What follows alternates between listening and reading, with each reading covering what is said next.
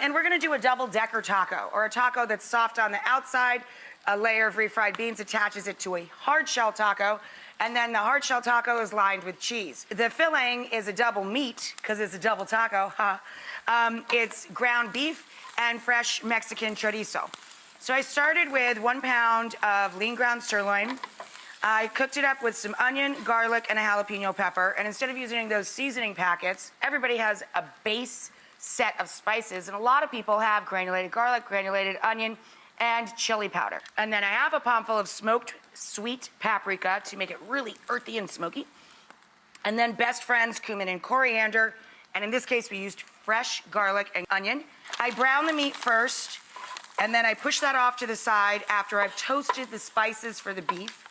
And then to the center of the pan, I add in that fresh Mexican chorizo, and I crank the heat and brown and crumble the chorizo. Meanwhile, in another skillet for the refried beans, which you can make pinto or black, today I'm making pinto, I started with onions and garlic and jalapeno. I add some cumin, and then I add some water to give this a place to cook out. I'm gonna crank the heat to high, and I really wanna get all the flavor out and make this almost like soup, really.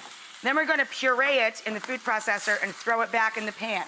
Then we'll finish it in the food processor and puree it, and then we'll put it back in the pan and let it thicken up.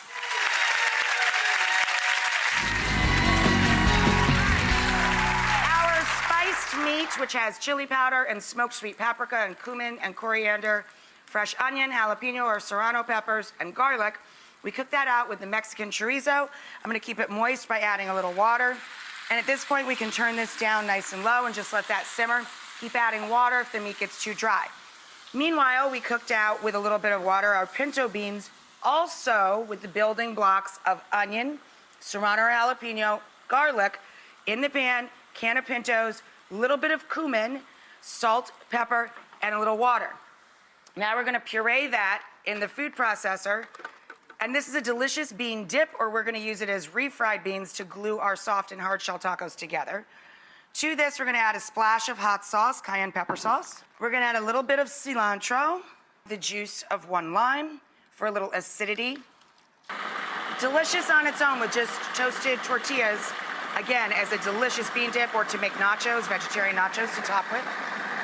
This is like refried beans, but you're not using any animal fat or lard in it. So now we gotta let this just thicken up and kind of come together for us.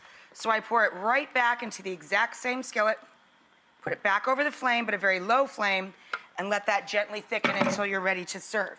For these, it's gonna sound like a broken record. We have onion, serrano or jalapeno chilies, and garlic, both bowls. We also do what's called macerating them, where we get their juices to release by adding salt and acid.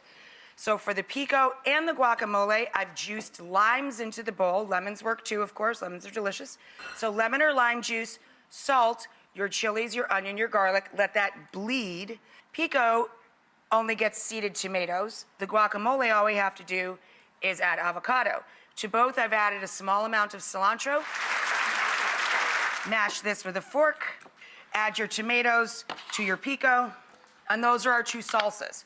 We're gonna fill them with some cheddar or any easy melting cheese you like, and throw those in the oven to melt the cheese. Come on back and we'll build some tacos. As I was saying, for your soft corn tortillas, if you have a gas burning stove, you can just throw them directly over the open flame. Then I take my charred tortilla, put it on your plate. Take a little bit of your pinto beans. Again, this makes a delicious dip as well.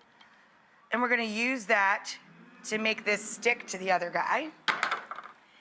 Then we're gonna take our cheese-filled hard taco shell, put that on top, and just kind of squish, right? Then we're gonna take our chorizo and beef filling, put that in there, a little bit of shredded lettuce, a little bit of guacamole, and then we're gonna top that with the pico de gallo. There you go.